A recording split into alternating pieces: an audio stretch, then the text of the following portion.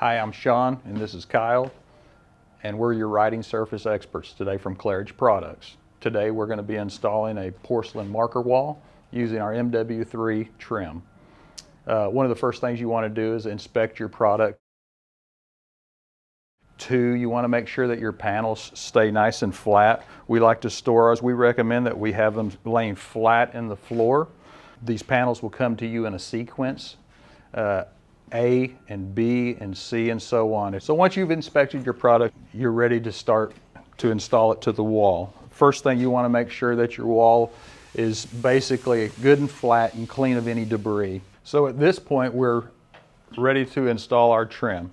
It'll come with 2 types of trim, and this is what we call our bottom ground, and this is our top snap-on trim. These will be cut in stock lengths, and you'll need to cut this for the length of your run. So right now we are ready to install our bottom ground. What we have done to prep that is we've determined that we need a 1/4 inch all the way around the perimeter. If this is wall to wall, ceiling to floor, you'll need to leave yourself a 1/4 inch all the way around so that the snap-on trim will snap over the top of this ground trim. We have determined that, and we have set a laser. So at this point, we're going to butt our trim up to that laser and secure it to the wall. This is a sheetrock wall that we're mounting to today. Depending on your wall, you'll need to have the proper fasteners or anchors. Okay, at this point, we have installed our horizontal trim and our vertical trim. You'll want to cut your horizontal trim 3 inches shy of your overall panel length. You'll also want to cut your vertical trim 3/4 of an inch longer than your panel height. Once you have done that, your kit will come with these 1/4 inch spacers, and these will all go into your bottom ground trim. You'll simply apply them just like that. At this point, we are ready to dry fit some of our panels to make sure that our measurements are correct. Prior to adding any adhesive, I suggest that everybody does this. Okay, at this point, we have made sure that our trim is in the right place, and we've put our panels up on a sawhorse.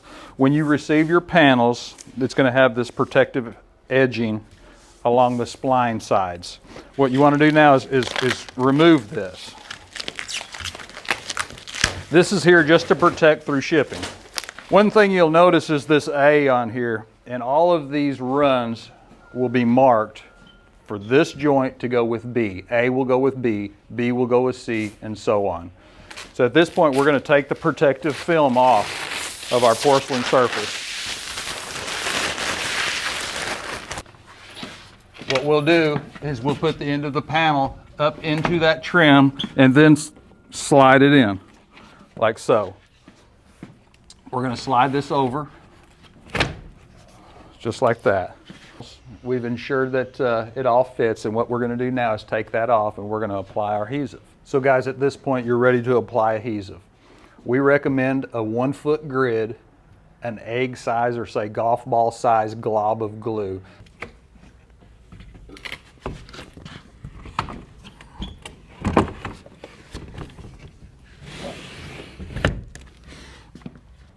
Okay, at this point, you're ready to apply your spline bar. What we like to do, Kyle and I, we will run a bead of adhesive the length of the spline bar. You can see there's a little void in there. And what that does, it assures that your spline bar makes good contact with your wall. So if you put this spline bar into that spline, like so, making sure that it's good and tight and all the way in. So once your spline bar is installed, you can screw this side, just don't over tighten it. Okay, we're ready for our second panel in this run. Again, I want to emphasize that this was panel A, this is spline A. Well, I've got spline B and C. B is going to go against A. On our wall, we have an outlet to contend with. Before I pull this plastic, I want to do all my measurements and my cutout on my outlet, and this plastic will help protect your porcelain from whatever you're using. Will you be using a jigsaw?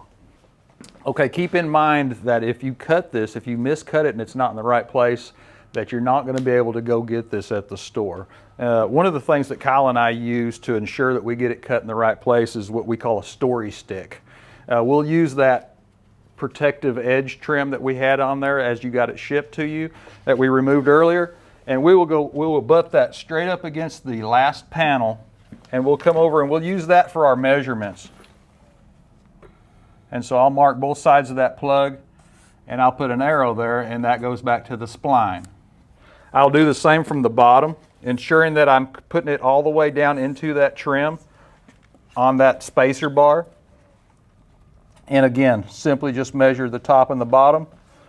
Okay, so now I'm ready to use my story sticks and locate my plug. And I'm basically, this is the one I used to go towards the bottom. So I'm going to put a mark there and there.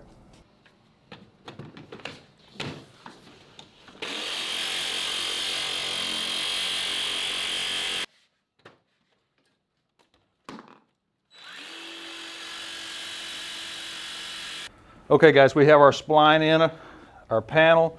We've got our panel up and we're ready to slide it across. Something that Kyle and I like to use, a couple suction cups. You've not got a real good handle on these at this point, and so these really help. Good tool to have.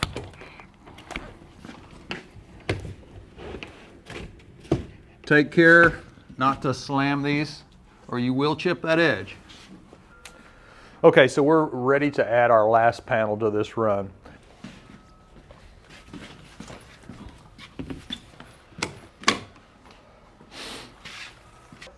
Okay, so now we're ready to apply the top trim.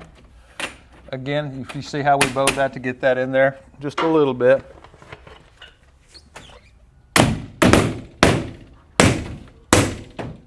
So at this point, we're ready to shore off or brace it off. And what Kyle and I like to use is a couple 2x4s, and what we'll do is we'll attach those through that bottom ground trim at the top and put those on each side of that spline. We'll also attach it to the bottom through the bottom ground. And then we will come back with shims and try to just make sure that that joint is just real nice and flush. As you go across it, you don't want to feel a bump on one side or the other.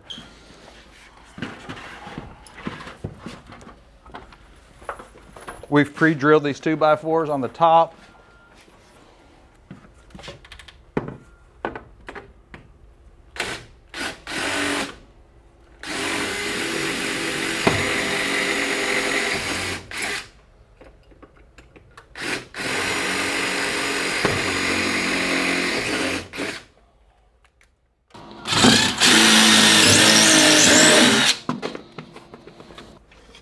Attach top and bottom with a couple screws, and we'll start usually in the center, and if there's any bow we can push that panel back and apply a couple shims. Once we put our plug cover over, that would complete the installation of the MW3 porcelain marker wall.